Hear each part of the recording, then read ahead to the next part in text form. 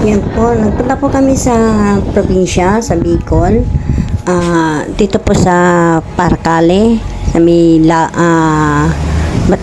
Bato Balani. Ayan, namasyal po kami, nagbakasyon kami ng mahal na araw.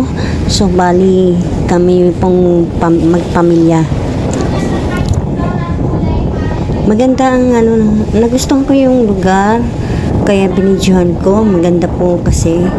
Kaya ito po, ipinapakita ko po sa inyo yung view para na rin po kayong nakarating sa Bicol. Ayan, yung mga hindi taga Bicol, yung mga ayan.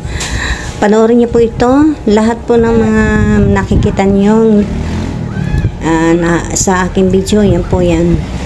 Nasa na po kami yan. Sa Bicol na po kami yan. Hindi ko naman po ma-video yung iba kasi masyadong mahaba, kaya pinutol ko po. Dito ko na lang po siya inano sa mismong Bicol na. Kaya yan guys, nakikita ninyo, ayan po yung daan papuntang Paracale. Paracale po yan, sa may Labo. Yan.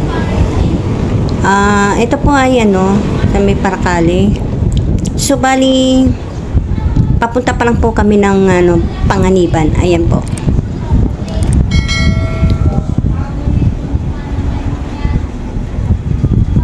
Kuya, pwede dito? Pwede. Oops, mara. Ayan po, kasama po namin yung aking Shih Tzu. Yan po yung lugar ng aming pinuntahan. Ayan po yung, dyan po kami nakituloy. Yan.